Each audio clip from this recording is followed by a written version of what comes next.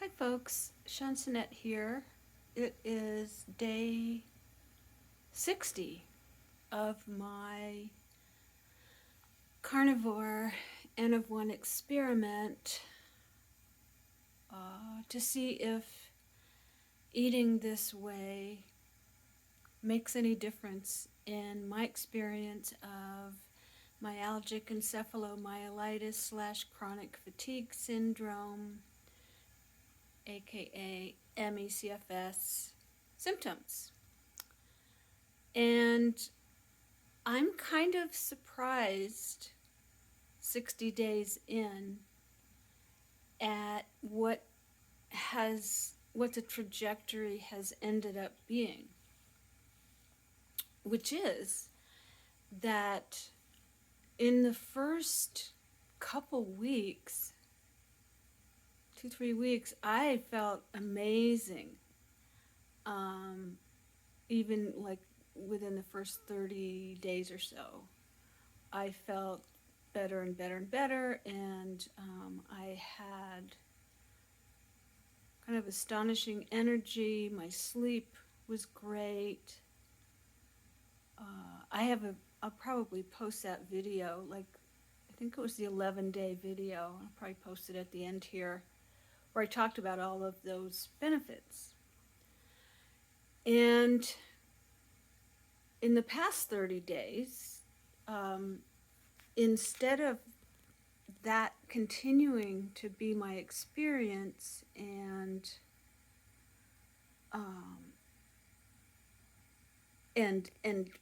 increasing, which by the middle of 30 days in, I was kind of hoping that it would be.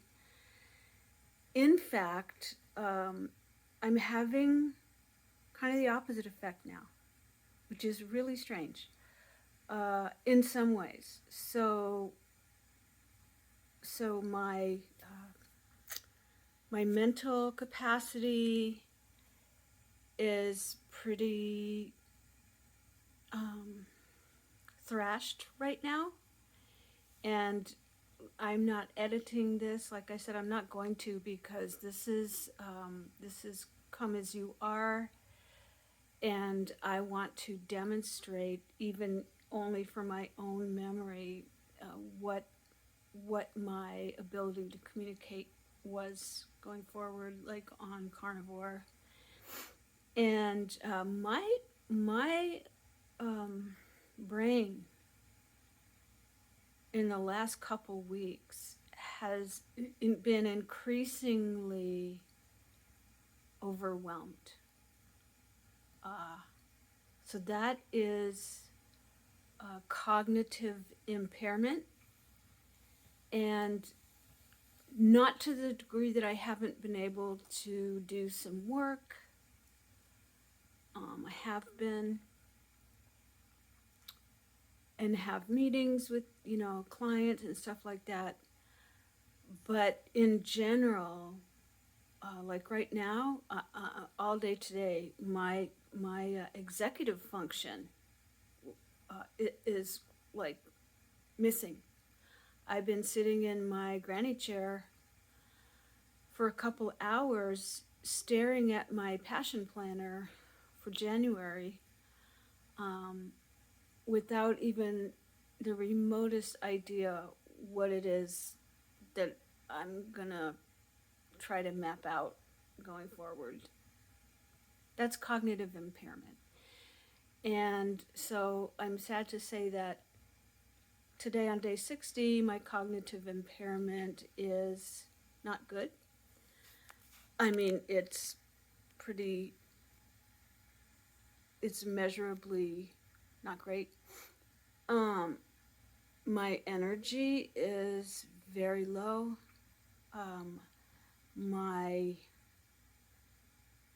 strength is also pretty low.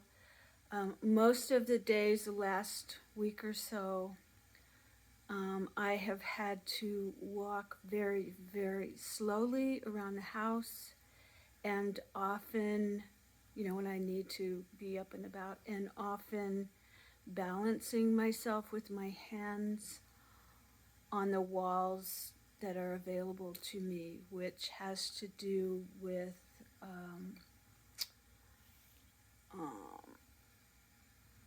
it's not pots. I don't have pots, but I have,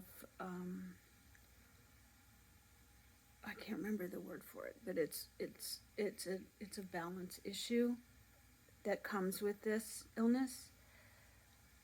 And so that's been going on. I missed Christmas altogether. My daughter had to do my wrapping for me, and I spent all of Christmas Day bedbound. I couldn't sit up for Christmas dinner.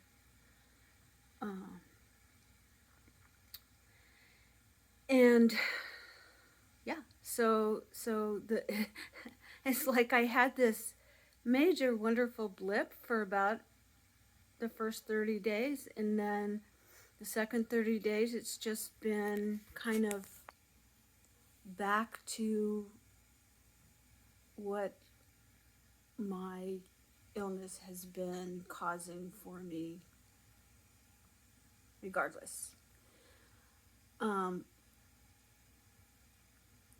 Food, now cravings. So here's a kicker, and I'm trying to figure out like what is this about, and I have a couple of ideas, but as those of you who either listened to my interview with Dave Mack or have been checking in with me in my other videos, I am almost 6 years sober. And my experience of getting sober taught me that sugar and alcohol, at least for me, are the same exact addiction. They're just obverse sides of it. So, for example, when it took me 7 years to finally nail sobriety to the point where I not only could do it, I wanted to do it, and I did do it. There was a lot of mental constructs that had to unravel. And I got sober through SMART recovery, which is a rational emotive behavioral therapy approach. It is not the 12-step AA quasi-religious approach, because I am a person of faith, and I applied 12 steps and just naturally relied on my higher power, the divine God, creator, for the entire time when I became aware that I had a problem with alcohol, and it didn't make a dent. So when it got time to be sober, I was like, no, no point going there. And I found SMART recovery. The beautiful thing about SMART recovery is we don't label ourselves. We're not addicts.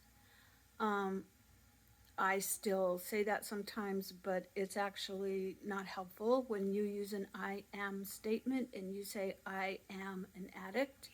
You are telling your subconscious that that's your reality. So I try really hard not to use those kind of I am statements. The other thing about it is we're not powerless. We have the power of choice. And the third thing is we don't count. You can count days like I did. I counted days for the first year, and then I started counting weeks, and then I started counting months, and now I'm counting years. But if we have a slip or we make a choice that is less than optimal, as in eating, having a drink, or whatever your drug of choice is, because SMART recovery covers all of them, we don't start our count over. We don't do that. unless that's something that the individual wants to do. But in terms of Smart's approach, you don't have to start your count over. Anyways, it's a good thing for me because I drank wine. I ordered wine off Instacart about a week ago, and I drank it. And not to excess, and I mean it's excess in the sense that I have no intentions of not remaining sober. But I had major, massive cravings, and I'm also going through some emotional stuff that I'm not going to go into here because it's not appropriate.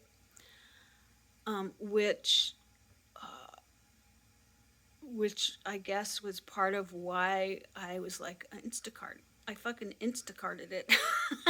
Tell you what, if you're a sugar and alcohol addict, not to use those I am statements, but you know what I mean. If you have a problem with that, Instacart is the devil. It really is. It's very helpful for those of us who can afford to use it, who have crippling illnesses so we can't get out of the house. Like, thank God for Instacart. But man, if you have a propensity for certain substances and you are in a place where you're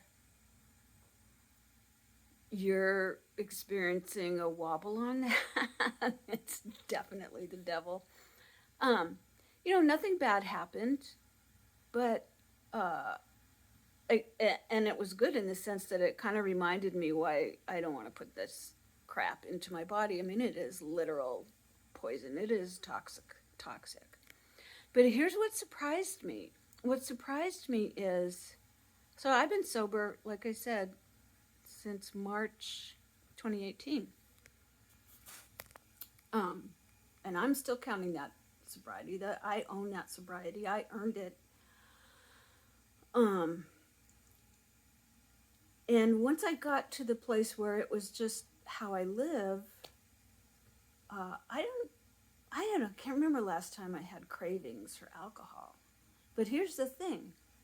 I was still actively doing my sugar addiction and carb addiction thing. And now I'm not. Oh, and the day that I drank wine, I also I binged on Christmas candy. So it was just one day. And I got right back on the wagon the next day. And it wasn't even that big of a binge, really, when you think about it. But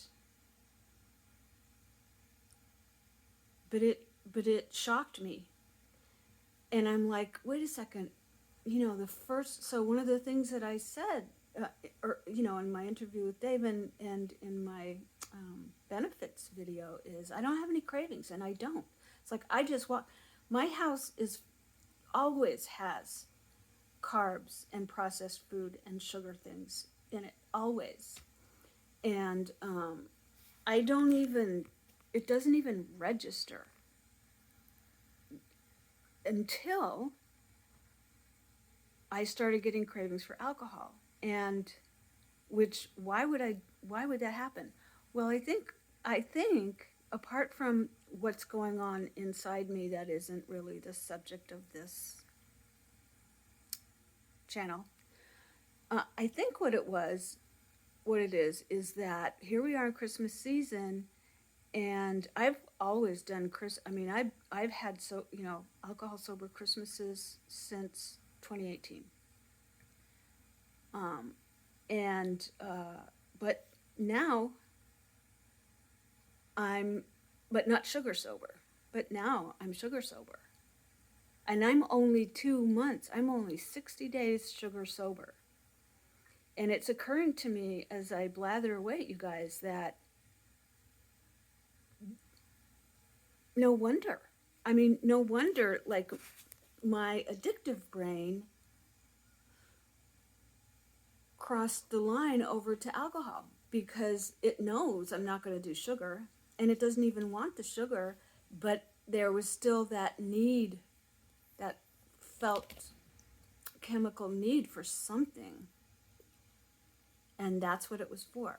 So that was a big heads up for me. And I'm still getting alcohol cravings, partly because I succumbed and I drank, and now that part of my body is going, or that part of my psyche is going, you did it before, you can do it again, it's going to be fine. You didn't drink to blackout, you didn't alienate anybody, you didn't drink 2 bottles, you just had a couple glasses, blah blah. But I know that alcohol, I know that addictive voice, and I know what to do with her, gently but firmly. But it's just weird because this is a challenge now. It's a challenge because I'm doing carnivore. It's a challenge I didn't expect to have. I expected it just to be easy because I was already sober. But apparently it's not going to be. And on top of that, the last several weeks I've been experiencing increasing bloating. In the late afternoon, evening. So bloating, really? And I think what that's about is I think I've been adding too much salt into my diet, and too much butter, and too much cream. So I'm gonna stop, I'm not gonna even taper off the butter. I'm just gonna stop putting butter, doing butter coffee and all that kind of stuff. I'm just not doing it. I'm not even gonna try to do the whole stick of butter thing. My digestive system is working now, so I was able to up the butter gradually, and it didn't give me disaster pants. So that's all resolved. But what's happening instead is I'm getting bloated. And that's the only thing I can think of that would be doing it, apart from that one slip with the alcohol and sugar, but that was a week ago. So over a week ago. So anyways, I probably won't even post this. It's just so rambling. But that's where I am 60 days in.